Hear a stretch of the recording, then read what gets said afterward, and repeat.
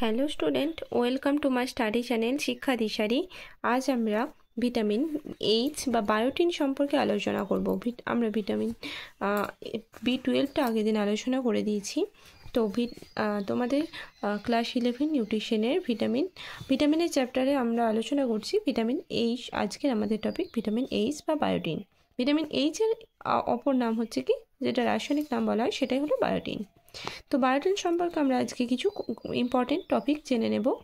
প্রথমে জানবো আমরা এর বৈশিষ্ট্য কী। দেখো, এতে সালফার উপস্থিত। এই যে ভিটামিন এইচ বললাম, ভিটামিন এইচ বা বায়োটিন, এতে কিন্তু সালফার উপস্থিত। এটি জলে দ্রবণীয় এবং অ্যালকোহলে দ্রবণীয়। এটি তাপে বিনষ্ট হয় না। ঠিক আছে, এটার বৈশিষ্ট্য গেল। এরপর আমরা আসবো উৎসটা দেখি একটু। উদ্ভিজ্জ উৎস কোনগুলো? গম ও অন্যান্য দানাশস্য, ইস্ট, ফুলকপি, মটরশুঁটি, গুড়, টমেটো ইত্যাদি খাদ্যে পাওয়া যায়। আর প্রাণীজ উৎস দেখো, যকৃৎ, বৃক্ক, ডিমের কুসুম, দুধ ইত্যাদি। এটা হচ্ছে প্রাণীজ উৎস। নেক্সট আমি আসবো, আচ্ছা এখানে দেখো একটু সর্বশ্রেষ্ঠ উৎসটা। খাদ্যের বায়োটিনের চেয়ে মানুষ এবং অন্যান্য প্রাণীর বৃহদন্ত্রের জীবাণু দ্বারা সংশ্লেষিত বায়োটিন উল্লেখযোগ্য। ঠিক আছে, মানে কি এখানে যা বলেছে যে খাদ্যের মধ্যে যে বায়োটিনটা থেকে সেটার থেকে কিন্তু যে বৃহদন্ত্রের যে জীবাণু দ্বারা সংশ্লেষিত যে বায়োটিন সেটা কিন্তু বেশি উল্লেখযোগ্য। আচ্ছা, এরপর জানবো আমরা ভিটামিন এইচের বা বায়োটিনের যে কাজটা একটু দেখে নেব। বায়োটিন কার্বক্সিলেজ এনজাইমের কোএনজাইম রূপে কাজ করে এবং এই রূপে এটি ইউরিয়া, পাইরিমিডিন এবং ফ্যাটি অ্যাসিডের জৈব সংশ্লেষে কার্বন ডাইঅক্সাইড সংযোজনে সাহায্য করে। 2 নম্বর কী আছে দেখো, এই ভিটামিন কার্বামাইল ফসফেট সংশ্লেষে কোএনজাইম রূপে কাজ করে। 3 নম্বর কী আছে দেখো, অণুজীবে পিউরিন সংশ্লেষে অংশগ্রহণ করে। 4 নম্বর কী আছে, লিপিড সংশ্লেষে সুনির্দিষ্ট ভূমিকা পালন করে। 5 নম্বর কী আছে দেখো, অক্সালো অ্যাসিডের সংশ্লেষে সহায়তা করে। 6 নম্বর কী আছে, ইঁদুর এবং কুকুরের দেহে ডার্মাটাইটিস প্রতিরোধ করে।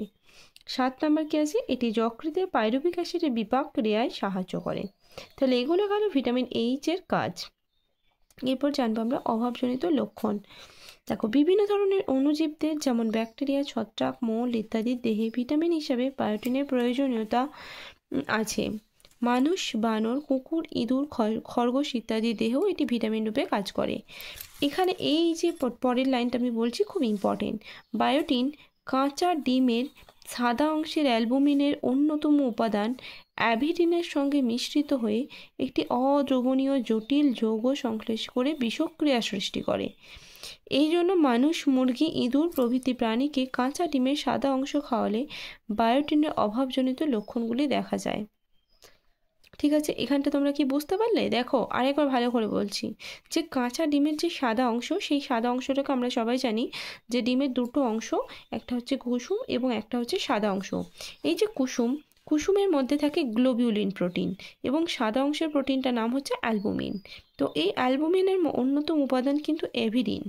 এই এভিডিনের সঙ্গে বায়োটিন কিন্তু মিশ্রিত হয়ে যায় এবং একটি জটিল যৌগ সংশ্লেষ করে বিষক্রিয়া সৃষ্টি করে। এবার যদি কাঁচা ডিমের সাদা অংশটা খাওয়ানো হয়, তাহলে কিন্তু এই এভিডিনের সাথে বায়োটিনটা মিশ্রিত হবে না, তখন কিন্তু অভাবজনিত লক্ষণটা দেখা দিতে পারে। ইঁদুরের দেহে বায়োটিন অভাবে চর্মরোগ, লোমহীনতা, পৌষ্টিকনালীতে ক্ষত, পেশি নিয়ন্ত্রণে অক্ষমতা প্রভৃতি লক্ষণগুলি দেখা যায়। বায়োটিনের অভাবে মানুষের দেহে কী কী রোগ হয়?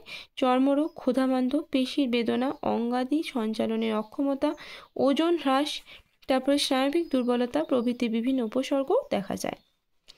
দৈনিক চাহিদাটা একটু দেখে নিই। প্রতিদিন 150 থেকে 300 মাইক্রোগ্রাম বায়োটিন প্রয়োজন। তবে প্রাত্যহিক খাদ্যে বর্তমান বায়োটিন দেহের চাহিদা পূরণে সক্ষম। যেহেতু অন্ত্রবাসী জীবাণু দ্বারা সংশ্লেষিত বায়োটিনের প্রধান উৎস, তাই এই ভিটামিনের চাহিদায় সঠিক মূল্যায়নের পদ্ধতি এখনও জানা যায়নি। এরপর আধিক্যজনিত ফলটা একটু দেখে নিই।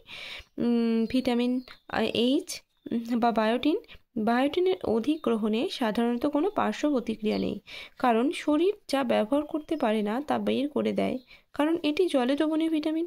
তাহলে কি হচ্ছে, জলের সঙ্গে এটি বেরিয়ে যায়। কারণ এটি জলে দ্রবণীয় ভিটামিন, তাই তো? তাহলে শরীরে যেটা কাজে লাগে না তাহলে কি হবে, সেটা জলে আমরা সেটা রেচন পদার্থের মাধ্যমে আমাদের শরীর সেগুলোকে বের করে দেয়। তবে কিছু লোক বমি বমি ভাব, গ্যাস্ট্রো ইন্টেস্টিনাল বিপর্যয়ের মতো পার্শ্ব প্রতিক্রিয়া অনুভব করে। ঘুমের জটিলতা হতে পারে, ডিহাইড্রেশনও ঘটতে পারে।